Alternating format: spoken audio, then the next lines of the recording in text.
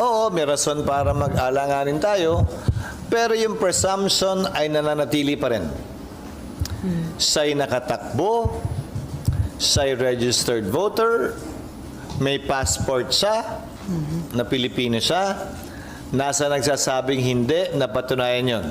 Para klaro, ang pwedeng mag-question ng kanyang citizenship at qualification bilang mayor sa pamamagitan ng co-warranto case ay ang Solicitor General lamang. Walang kapangyarihan ng COMELEC, i-disqualify siya sa puntong ito.